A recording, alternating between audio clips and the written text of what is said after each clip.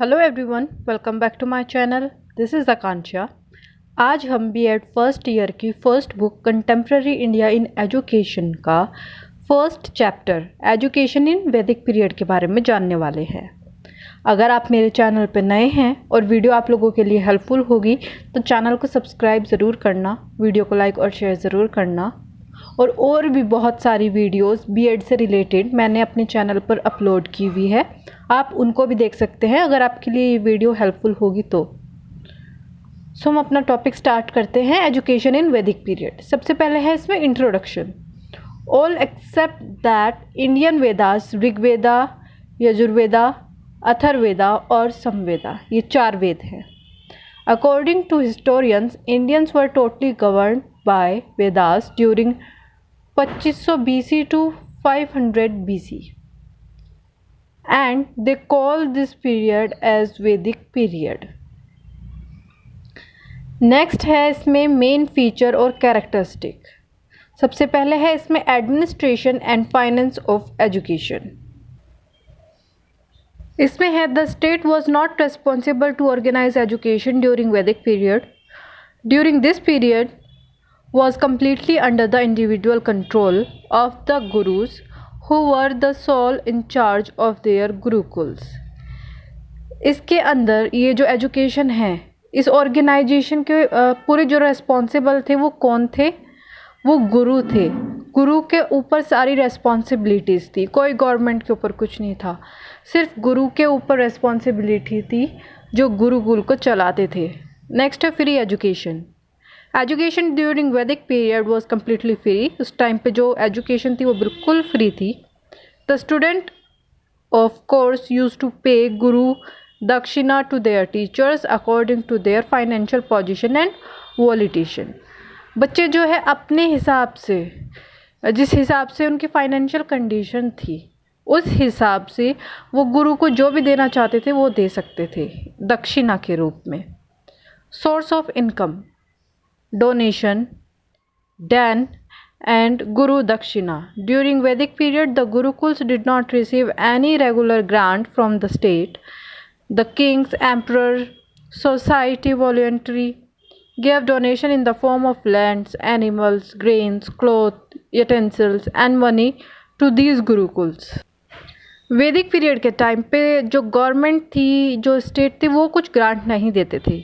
जो वहाँ के किंग होते थे, जो गांव के जो रहने वाले थे, वो सब डोनेशन देते थे। कोई ज़मीन दे देता था, कोई जानवर, कुछ जो है ग्रेन्स, दाना, खाना, पानी, ये सब चीज़ दे देता था गुरुकुल्स को। अब बात आती है structure and organisation in education. इसमें है प्राइमरी एजुकेशन और हायर एजुकेशन। प्राइमरी एजुकेशन में क्या है? Vidramba Sanskara was performed when they took the education at home.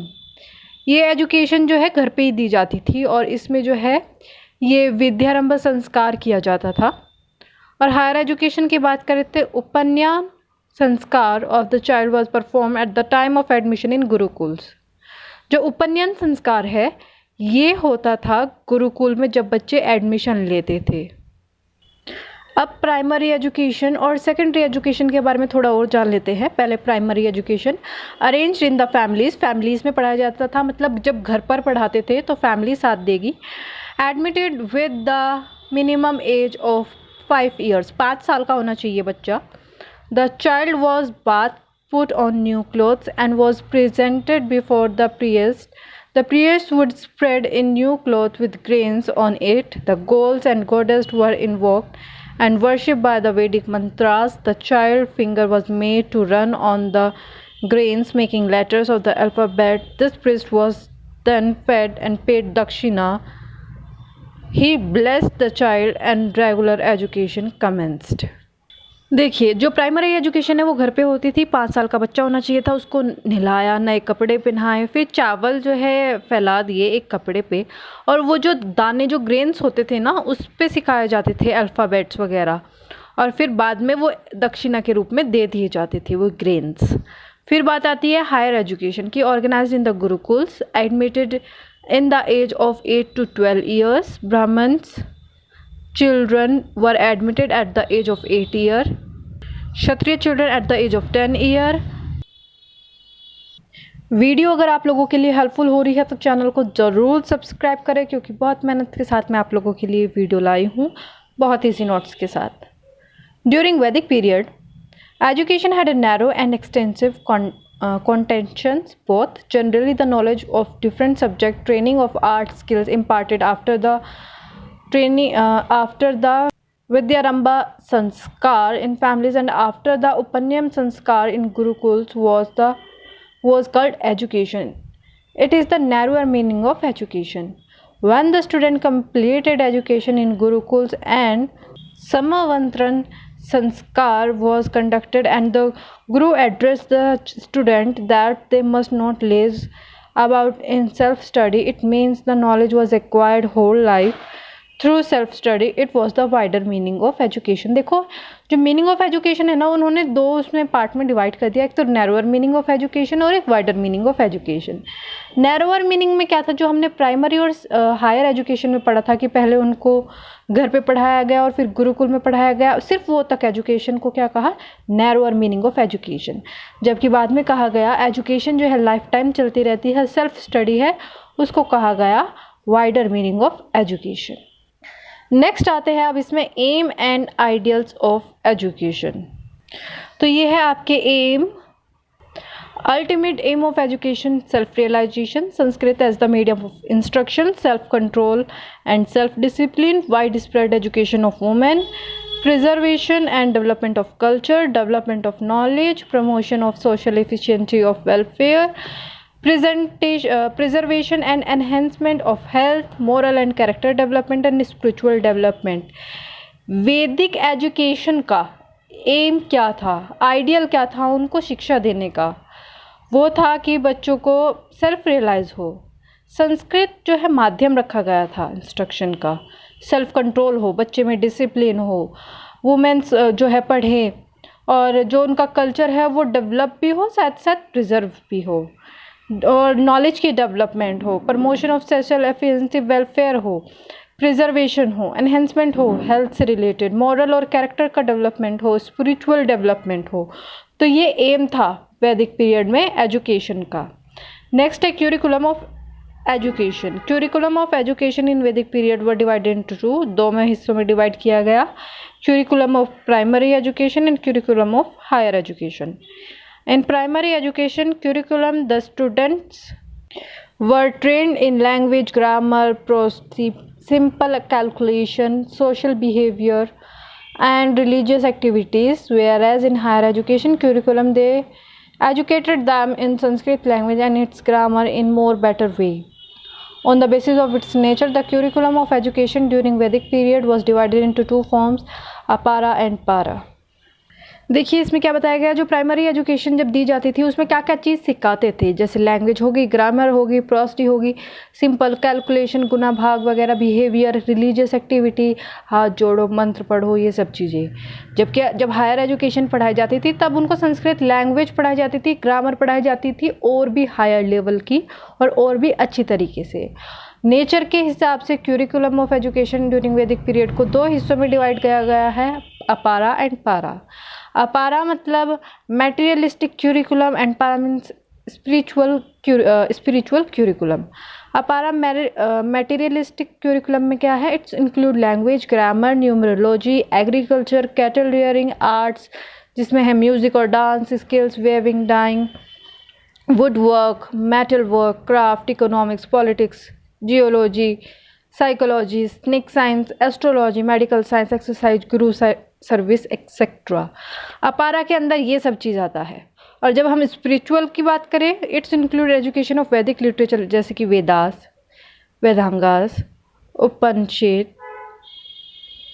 Theology and ethics, and training in activities like control of sense organs, religious based conduct, mode of worship, yajnas, evening prayers etcetera. ये सब आपके spiritual curriculum के अंदर आती है.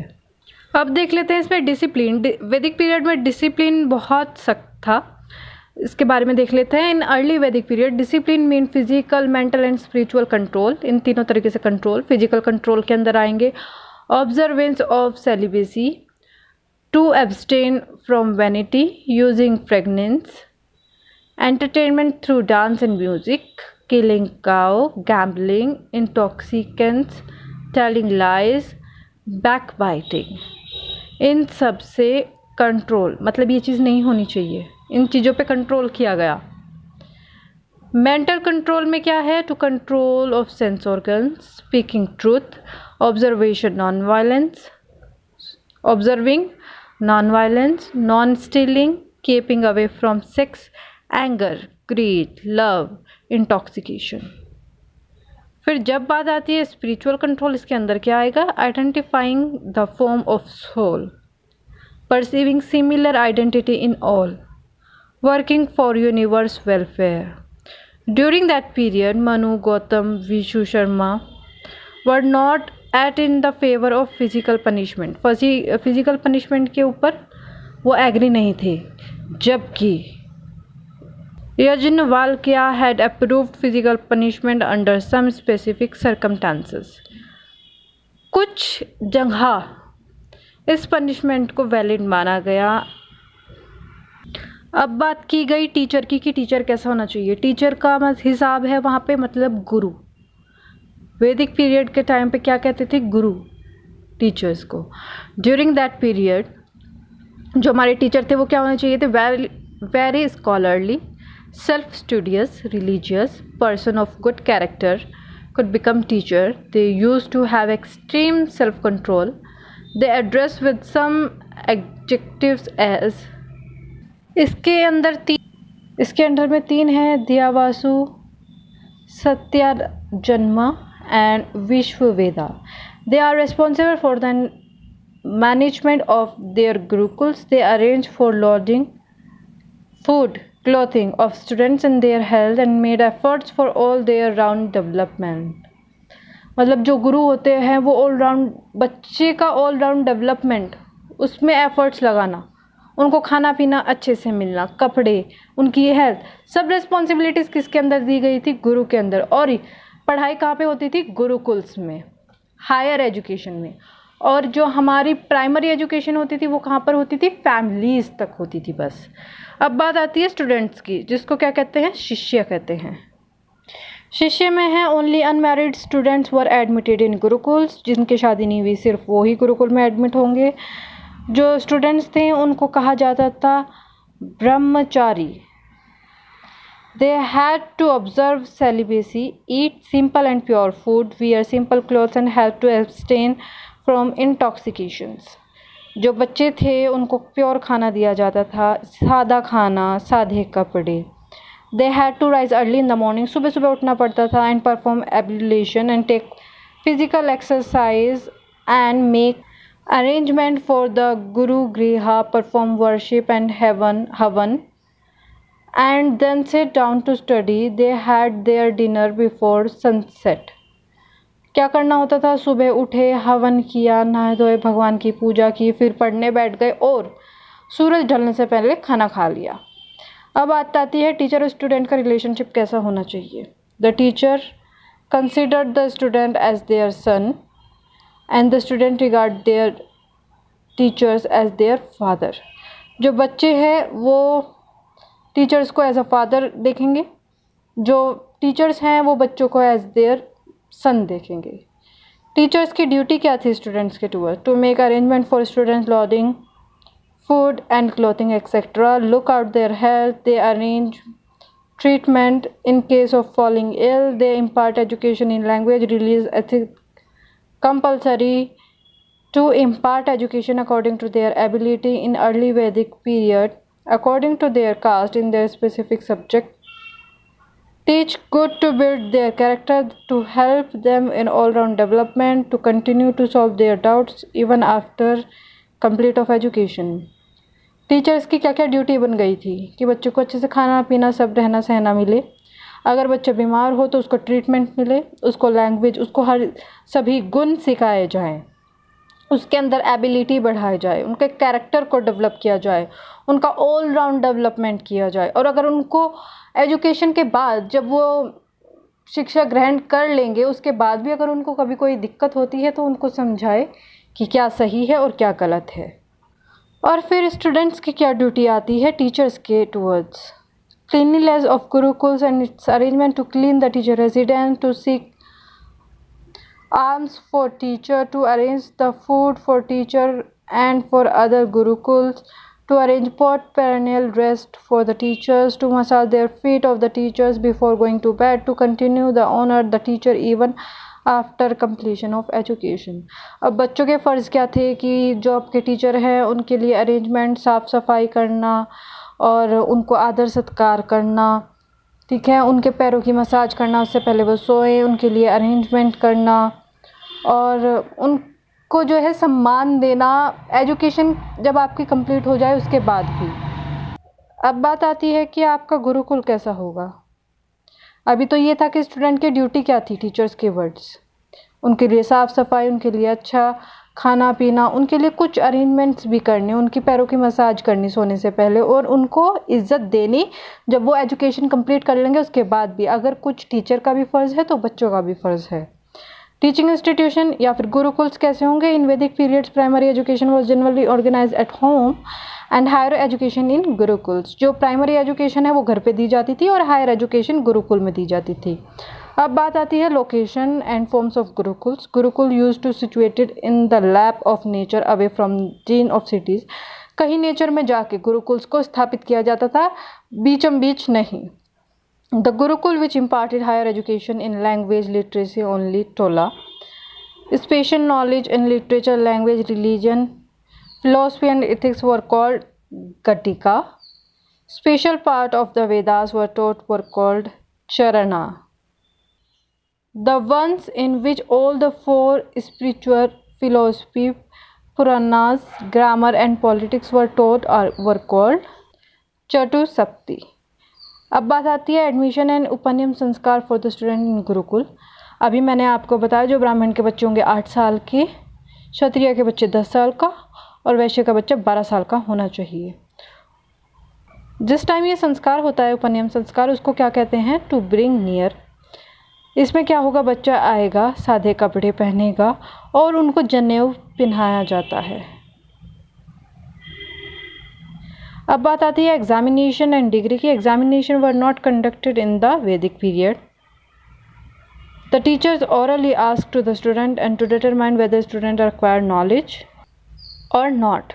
Next, he was presented in assembly of scholars. The scholar asked question and declare him successful if satisfied. Not certificate were issued to successful student in Vedic periods.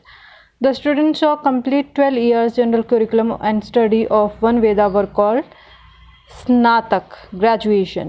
Who completed 24 years or the study of 2 Vedas were called Vasu. Who completed 36 years or study of 3 Vedas called Rudra. Those who completed 48 years or the study of 4 Vedas were called Aditya. इसमें क्या बताया गया है कि जो इनके written test वगैरह नहीं होते थे, उनके एग्जामिनेशंस नहीं होते थे, वहाँ पे ओरली टीचर पूछता था बच्चे से और उससे वो ऑब्ज़र्व कर लेते थे कि बच्चे ने कितना पढ़ा है, उनको नॉलेज मिली है या नहीं मिली है। कई बार क्या होता था, असेंबली में जो स्कॉलर्स होते थे वो क्वेश्चन पूछ लेते थे और अगर वो क्वेश्चन का जवाब दे पाते थे तो वो सक्सेसफुल डिक्लेयर हो जाते थे। कोई सर्टिफिकेट वगैरह नहीं दिया जाता था। अगर 12 साल की पढ़ाई पढ़ी है और 1 वेदा पढ़ा है उसको स्नातक कहते थे, मतलब ग्रेजुएशन। अगर 24 साल पढ़ा है और 2 वेदा पढ़े हैं उसको वासु। 36 साल पढ़ा है और 3 वेदा पढ़े हैं रुद्रा। 48 ईयर पढ़ा है और 4 वेदा पढ़े हैं उसको आदित्य। अब लास्ट है इसमें samavartan ceremony. Samavartan ceremony was held on the completion of gurukul education. जब गुरुकुल की एजुकेशन कंप्लीट हो जाती है उस टाइम ये समावर्तन सेरेमनी को ऑर्गेनाइज किया जाता है। The word samavartan means return to home, वापस घर जाना। In the ceremony the student put off their celebrate robe and wear household cloth. The god were invoked with Veda mantras. इसमें क्या होता है, जब ये सेरेमनी होती है तो वो जो अपनी सेलिब्रेट रोब है उसको निकाल देते हैं और अपने घर के कपड़े पहन लेते हैं और फिर मंत्र पढ़ाए जाते हैं। अब बात आती है मेन एजुकेशनल सेंटर ऑफ वैदिक पीरियड। क्या थे?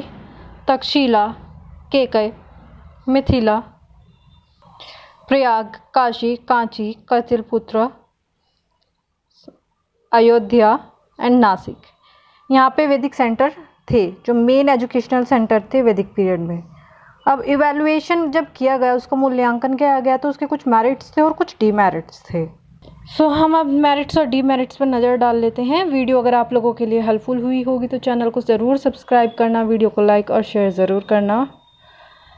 जो हमारी मेरिट थी वो है free education, extensive meaning of education, extensive aim of education, extensive curriculum of education, development of good teaching method, discipline life of teacher students and cordial relationship between teacher and students. Free education देना, education का अर्थ पता चलना, उसका M पता चलना, उसका curriculum, अच्छा तरीका पढ़ाने का, डिसिप्लिन लाइफ और टीचर और जो स्टूडेंट के बीच में जो रिलेशनशिप हुआ है वो चीज़। अब उसकी डीमेरिट क्या थी? Education was not the responsibility of state. State की कोई रेस्पॉन्सिबिलिटी नहीं थी इसमें। मैंने आपको बताया था जो गुरुकुल्स में जो गुरु थे वो रेस्पॉन्सिबल थे। No fixed source of income, मैंने आपको बताया था कि जो वहाँ के किंग थे या जो आसपास के लोग थे वो चंदा इकट्ठा कर लेते थे, जिसको गुरु दक्षिणा भी बोलते थे। तो कोई फिक्स सोर्स नहीं था इनकम का, ये इसकी डिमेरिट थी। Unpsychological structure of education, unorganised curriculum, rigorous discipline, lack of mass education, lack of proper organization of women education, and excessive emphasis upon religious और moral education। तो ये थी इसकी डीमेरिट्स। बहुत इजी थी। अगर वीडियो आपकी